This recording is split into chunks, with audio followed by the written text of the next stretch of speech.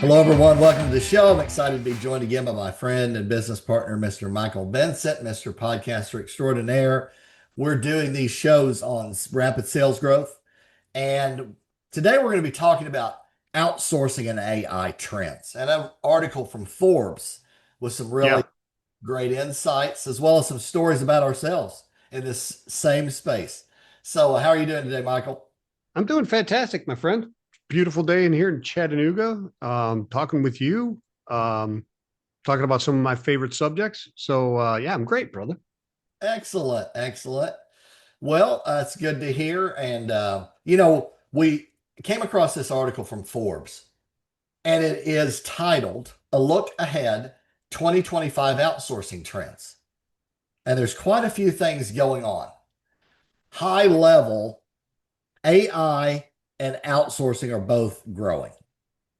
I don't think that's a news flash to anybody, right? Yeah, I don't think it is either. So, and we were talking a little bit offline. We've been using AI and outsourcing for years. And all the way, really, for me, going back to about 2018. But one of the things it's talking about is hybrid outsourcing to reduce labor costs. Right. So, where you basically have executives involved, but you also have support. Like, well, I'm going to give you an example. Um, so, bookkeeping, right? Okay. I Okay. used to do our books myself, and 3 to 4 hours a month, of going through transactions, categorizing them, making sure the bank statement reconciles. Then I can run a profit and loss and a balance sheet and so forth, right? Three Hmm. or 4 hours, sometimes five. Um, the tools that are available now, like 90% of it is automatically classified based on characteristics. Yeah. And I have a bookkeeper that just flags the I don't know what this is, right? Mm-hmm. So that Mm-hmm. saves me about 75% of my time, literally, in bookkeeping, right? I mean, it's an Right. important, very important thing. You have to have books, You got to but have books. does the CEO need to be the one, going through 150 transactions and going, that's that. This is a cost of goods. This is a advertising. This is right. Because that's kind of where I was years ago. Yeah, no, I mean, yeah, and in most businesses that's not the case what's going on, but if you're a smaller company, that's often the case, bro. Right? Yep, absolutely. Yeah, no doubt. And I'm obviously involved in key decisions of things that are getting moved around. We have a cap table with investors. There's things that change there, and I have to be involved in it, or I Hmm. can't just go, just figure it out on your own. Um, Yeah. obviously, there's some input there that has to happen. And with these projects that we do with clients with sales growth, we're involved in both AI as well as outsourcing sales growth for about 50 to 80% less cost, Right. right? We've got Right. all these tools that we use, and then we've got executives that all have 20 plus years business development. You need the 20 plus years business development to drive the tools, right? Yeah, you bet. You definitely have to have that, right? Because the A and the danger of the AI is people think that it gives you intelligence, Right, right, exactly. and it doesn't. It doesn't implant it into you. No, and you and I have talked about we get emails and LinkedIn messages that are completely off, right? Yeah. Like, I see that you operate a fleet of trucks and that you should use us for your finance and factoring. Right. And we've talked about I don't have a fleet of trucks. I work with a lot of fleets, yeah, but I don't have my own fleet of trucks. And so that's just an example of trying to use AI to be a brain, which it really isn't. Well, it's not going to give you the experience and the knowledge to make intelligent, decisions based on tribal knowledge and that that experience, right? It doesn't give you an. It's I don't know. People must. they're using it as artificial knowledge and not intelligence. If you Yeah, understand what I'm saying, I mean, knowledge is knowing the stuff. Intelligence is knowing what to do with that knowledge and doing it the right way, right? And it doesn't impart intelligence to you, right. and it is too literal and does things in a sterile environment and is influenced by the data and the sentiment of the data in many ways that it's not necessarily making decisions for you, and you're depending on its intelligence. You, like you said, you need somebody with that experience who's done it uh, to make this work, unless you're uh, there's nobody in our business who's that far into it that they're utilizing artificial intelligence to actually make decisions based on experience and what is the real definition of intelligence. Right, absolutely. And we've worked with like 57 different companies. Every one of them is different in terms of Yep. what their needs are, what their story is, their key messaging, et cetera, et cetera. You still need that part of it. Yeah. And then on the decision part with AI, let's give an example. We have a SaaS platform with leads for fleets. When somebody signs up for a demo account, they're going to a workflow. It says, oh, they did this, they did a form. Let's put them into a different workflow and then help them through from like a more of a support standpoint versus the other one, which is more like marketing communications of it. Here's what it does. Here's the value of it. But once they've already engaged, there's intelligence that goes, they've now done a demo. You don't need to hit them up, with the remainder of that tree. You need to go over here. Well, that makes sense to do stuff like that. But Absolutely. to just say there's 25,000 people, dump them into this thing and go send out 10 emails for me.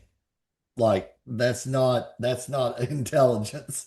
That's Yeah, well, because and people don't understand how to engage with that AI as well, because it's not only the intelligence of the business like you and I are discussing right now, right? Like our experience. I've got 36 years, you've got close to the same number of years, and our experiences are different too, right? But we're both in logistics and sales and business development and operations and all of that, but from different perspectives in at certain times and certain things. And so there's value in mixing those together. And what I'm getting at is that you can go into AI, you can go into Claude or do something like that or whatever you want to do, but you need to learn. And a good friend of mine, Tristan, told me how to do this and really brought me into the age of AI over the last few months in experiencing this and understanding that you've got to learn how to use it and how to ask specific questions and do specific research based on the personality of you, your business, what you're trying to do, and the individual idiosyncrasies and personalities of the customers you're going after. Because customer A and customer B may want the same services from you, but their needs and personalities are not the same, and it needs to be changed for that. And the human interaction and the human discovery of looking at those different customers and researching those customers and what you do and all that kind of stuff that doesn't get done in AI. That doesn't happen. right. One of the big things in this article was human in the loop solutions, HITL. Exactly. It's got, Exactly. there's AI and there's machine learning, right? But Yep. those technologies require insight and intuition in order to work properly, right? You, Right. so you have to be involved in it to make it effective. And unfortunately, we've talked about this. People are using AI to generate thousands of emails with bad content to the wrong targets, right? That's going on now all over the place. Um, Yeah, that's just really fast and efficient data manipulation. yeah, I mean, that's all that really is, right? right, right, yeah, Here's an email, make it more professional. yeah. Okay, it's that's Grammarly on steroids. That's what they're using it for, right? And then they're like, okay, here's 15 companies and look at all their different, find who the people are and then target them with an email. That's just data manipulation. That isn't sales. That isn't research. That's not making things happen. That's not impactful. It's not effective. It's just a faster way to spray and pray.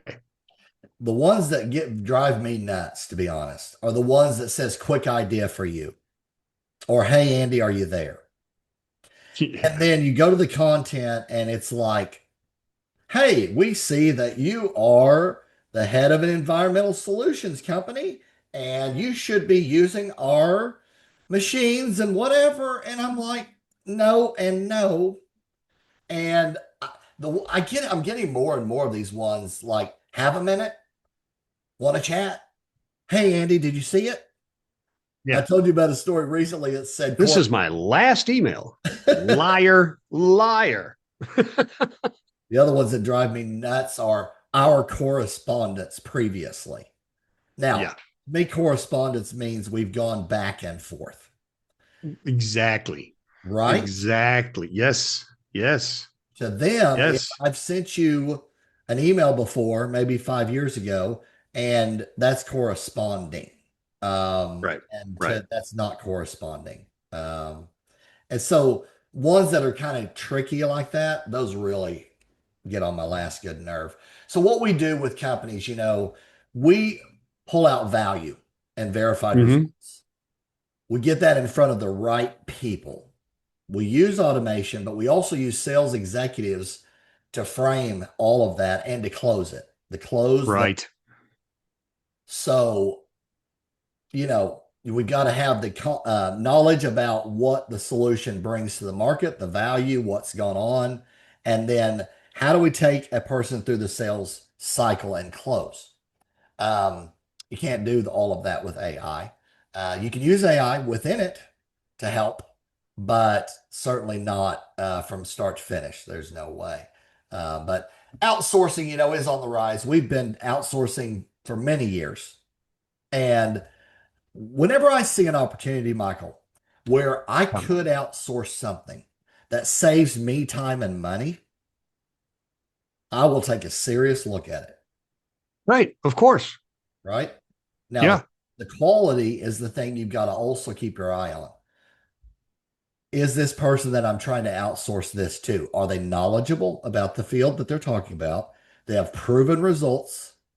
It's the same things anybody does really these days. I go to their website, their social media, I look around a little bit. I go, there's some success here. There's some stats on improvements like save you 50% of your time on your social media, posting on X or whatever it might be, things like that. But you still have to vet the person and the Mm, company to make sure that they're not going to go out there on X and make you look really bad, for example. That's exactly.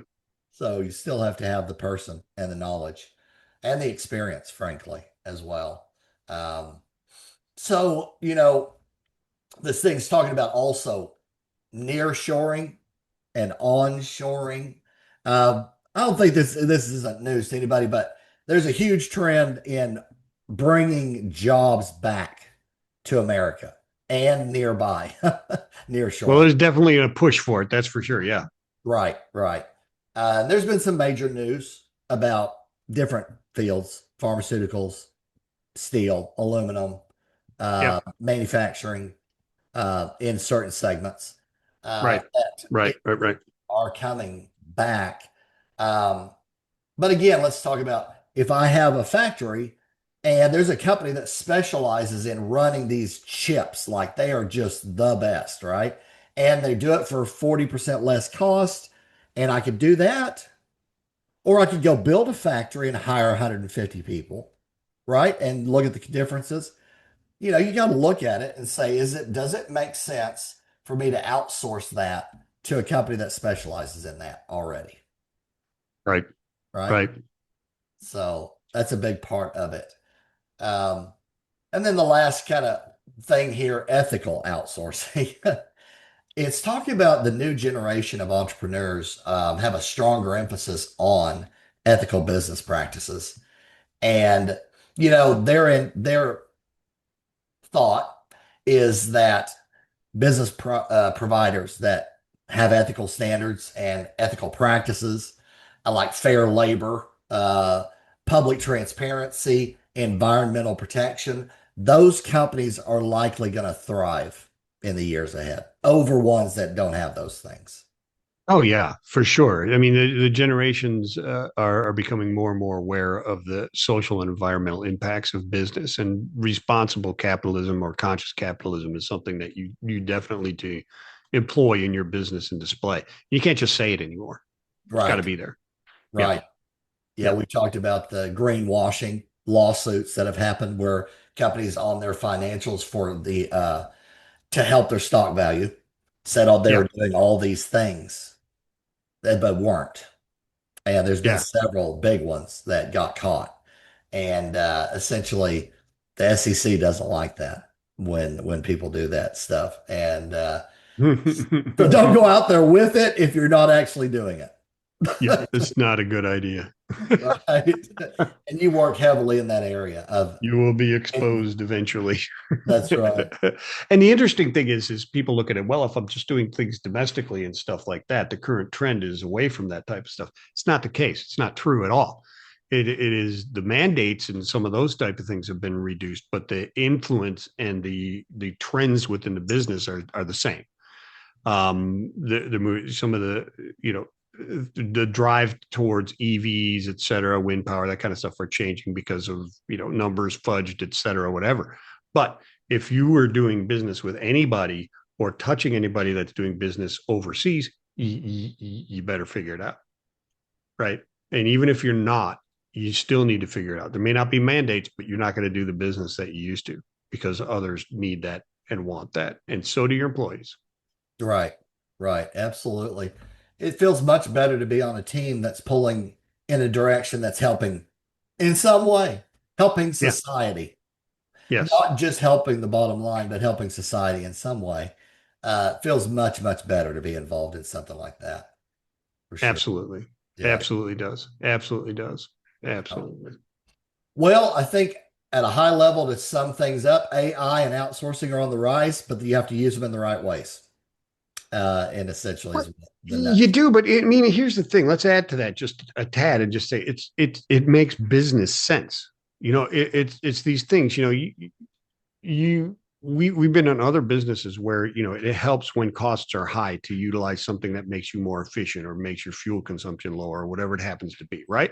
It Right. also makes sense to do that when business is up and costs are low. I mean, if you could, it doesn't matter if your costs are high or low, or business is high or low. If you can reduce your costs and improve your efficiencies at any point in the cycle, hello, and it actually helps you advance, right? I mean, I'm not talking about like when the trough comes and you get rid of sales. That's wrong. And when the trough rises, you just willy nilly start buying sales reps like crazy, like people did. You can Right. call it hiring, but they were just buying sales reps like crazy for the last 4 years, and now they're all getting dumped, right?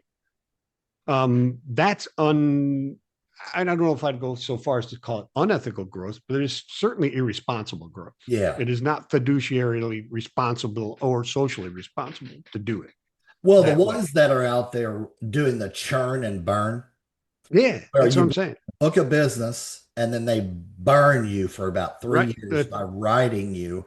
And then they go, well, you can't make your number, your You're new gone. numbers that are 100% higher than when you started. I'm sorry, we're gonna have to let you go. Sorry. Yep. That Hey, is that happened to a unethical. lot of people I know Yep. between the years of 2021 and 2025. A lot of people Yep. that happened to. That That's happened to. unethical. And in the end, it will come back to bite the companies. But It will, and that's what I'm saying. If you employ these types of practices, like people are looking at the upward trend is because of the new technology, but it's also because it's especially in our industry, in the transportation industry, I should say, is it happens because we're in a down cycle. In case you hadn't noticed, yeah, right? And right. so outsourcing and having variable costs and more efficient ways of doing things are something people are looking at. What I'm saying is you need to employ that all the time, all the time. It's one of the problems in our industry. Life gets good, everybody starts throwing on cash, buying the crap out of assets, opening up their own MCs. The barrier to entry I talk about all the time is the issue, and optionality breeds inefficiency, and it breeds the next cycle. the more you take irresponsible advantage of that, the deeper the next down trough is going to be. It's just a Yeah. fact. Right. You're Right. perpetuating it. Absolutely. And we've talked a lot offline. We're working on responsible growth. We've grown, Mm-hmm. That's right. um, but, and there's things that we could do, honestly, to 10x real quick, but it would be painful for everybody Well, involved. I mean, it'd be the And wrong thing. It's like my good friend Zach Strickland always said, if the financial world could build a car, it would go from 0 to 1,000 in a quarter mile and then explode at the end. And that's what you're talking about.